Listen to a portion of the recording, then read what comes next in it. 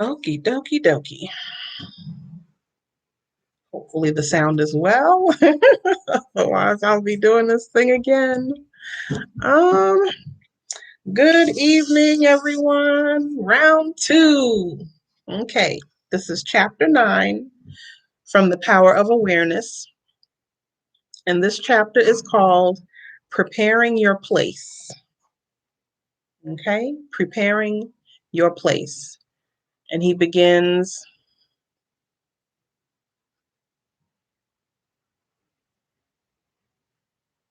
with, and all mine are thine, and thine are mine, from John 17:10. Okay, let me skip down a little bit. All is yours, he says. Do not go seeking for that which you are. Appropriate it, claim it, assume it. Now, instead of appropriate, if you're not sure what that means, it's like taking possession of. Take possession of what your goal is, what your intention is. Appropriate it, he says, or take possession of it, claim it, assume it. It's already a reality. You're just waiting for the pieces to come together. Okay? Now that's what we're doing. Alrighty. Everything depends upon your concept of yourself. That which you do not claim as true of yourself cannot be realized by you. Now, much of the time, we can be sabotaged by our feeling of lack.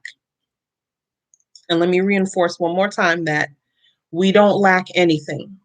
We came here, we were brought into this life with all the tools or access to the tools that we need in order to achieve the things that we want to achieve, to do the things that we were put here to do. Okay, to see our visions into fruition. We have everything we need. There's nothing that we lack. And with the Most High at our back, at our front, at our side, left side, and right side, we are A-OK to step boldly into the future as the kings and priests that we were put here to be, vicegerents of the earth, humans with a level of power given to us by the Most High. All right.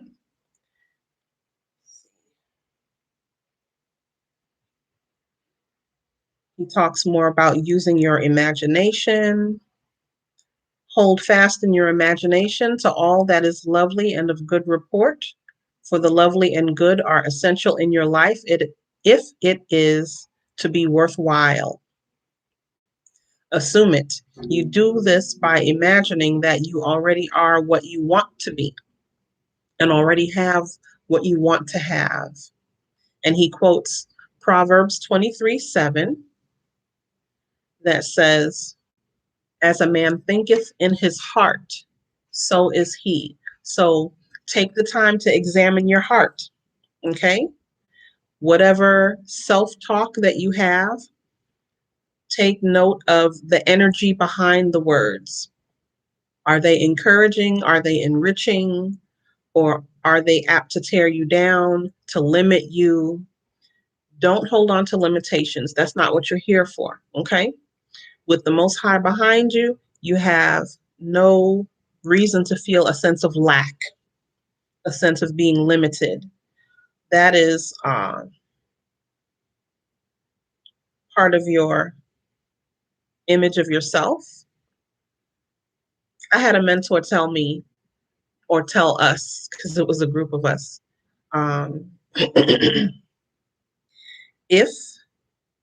if you find yourself consistently poor, then there's a part of you that enjoys poverty. There's a part of you that feels secure with it. You may complain about it, but deep down, if it has not changed, it's in your psyche that poverty is good for you.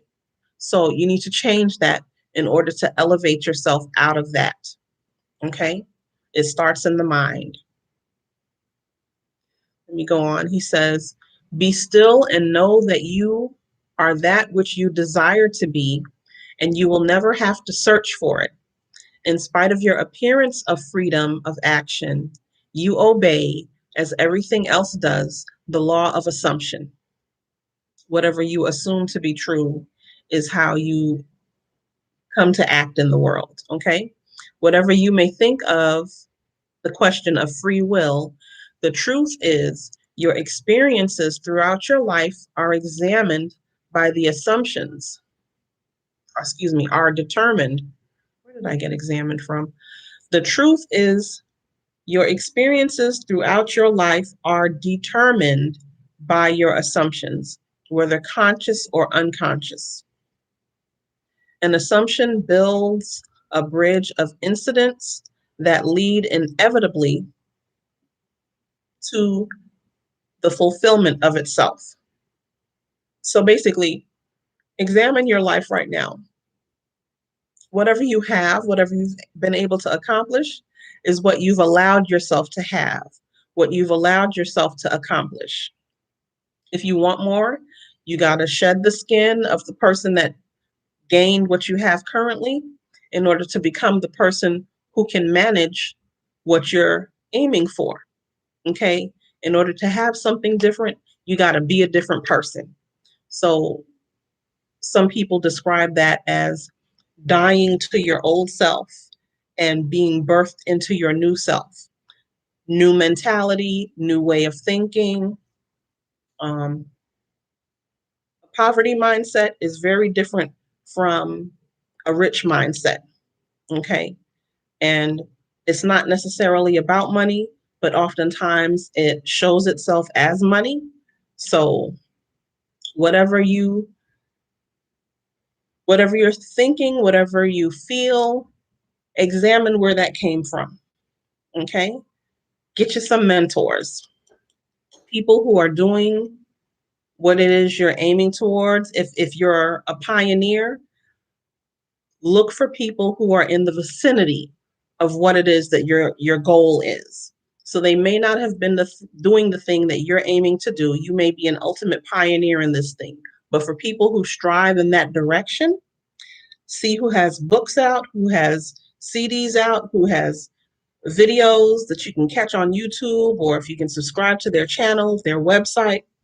Find mentors who are doing what you want to do or things in the vicinity of what it is you want to do. The type of mindset that they have, the type of experiences that they have had. It is very important for us if we don't have in-house cheerleaders. Sometimes we may feel defeated temporarily. You want to be able to pull yourself out of that quickly. There's a guy that popped up on my feed that said, fail quickly and move on to the next step. Don't wallow in your failure. Failures are temporary. They're learning experiences to help you to do things differently the next time. Okay. Every day that you have, every breath that you're given is an opportunity to promote you into where you're meant to be in this life. Okay.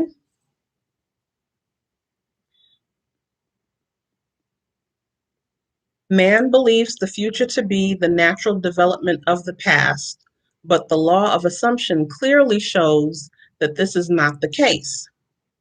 And we're talking about preparing your place. So let me keep reading. Your assumption places you psychologically where you are not physically. So being in your mind as if you already have what your goal is projecting you outside of linear thinking, of a linear reality. Your assumption places you psychologically where you are not physically. Then your senses pull you back from where you were psychologically to where you are physically. So when you meditate on your goals, when you feel the feelings of having what it is you're aiming for, when you're able to feel what it's like, when you're able to imagine the taste, the touch, the smell, the feeling, the circumstances, the activities that are going on, when you have achieved this goal that you're aiming for, when you're able to really embody that, hone your imagination to the point of experiencing it physically without actually being physically in it. That is what magnetizes it for you. And it promotes your decisions, your speech, your actions towards that goal. So being able to fully embody the feeling and the thoughts involved will help you to take the steps that you need to take to promote you into that reality. Things start off as thoughts, and then everything that is surrounding that thought promotes you into the reality of it. So, psychologically, you are where you are not physically when you're able to um, capture your imagination in that way with the intensity that you need. And he says, it is these psychological forward motions that produce your physical forward motion in time. Precognition permeates all the scriptures of the world. So, having this mindset, being psychologically where you are not, he says, are given in several examples in the scriptures. Because of the way that the language was given, we often read it more as the letter of the law versus the spirit of the law. But as I said previously, get your hands on, look up the Metaphysical Bible Dictionary, and you can be able to translate some of these terms that were given to us that have been erroneously taught to us so that we don't have the proper understanding, the proper context that we need to have. He gives the example from John 14:2, 3, and 29. In my Father's house are many mansions. If it were not so, I would have told you. I go to prepare a place for you. And if I go and prepare a place for you, I will come again and receive you unto myself, that where I am, there ye may be also. And now I have told you before it came to pass, that when it is come to pass, ye might believe. Okay? So having the picture in your mind, having the feelings that you need to have, will put you in the place that you're aiming to be before you physically actually get there. Okay? He says, the I is the quotations, the I in quotation is your imagination, which goes into the future. This is translating that previous passage, which goes into the future into one of many mansions. Mansion, he says, is the state desired. Telling of an event before it occurs physically is simply feeling yourself into the state desired until it has the tone of reality. So the mansion is the state desired, the mental state, the physical, the emotional state. You go and prepare a place for yourself by imagining yourself into the feeling of your wish fulfilled. Then you speed from this state of the wish fulfilled, where you have not been physically, back to where you were physically a moment ago. Then, with an irresistible forward movement, you move forward across a series of events to the physical realization of your wish, that where you have been in imagination, there you will be in flesh also. Onto the place from whence the rivers came, thither they return again. That's from Ecclesiastes 1 and 7. What the previous chapter paragraph put me in mind of,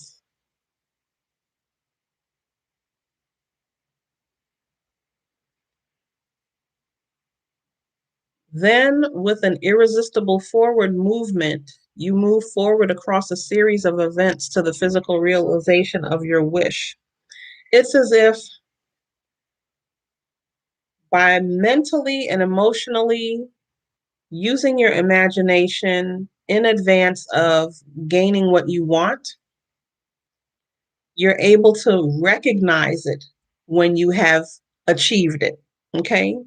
When you can taste the taste, feel the feel, smell the smell in advance, at the time that you have graduated into the actual moment when it's a reality, it helps you to recognize that you've made it. Okay? And then it's time to make new goals. Okay? Don't stop if you've managed it one time. Keep the party going. Ah, in the previous video, um, I talked about Steve Harvey and the speech that I listened to. Um, he said, and this is part of the power of the pen, part of the power of the pen, and part of the power of the word.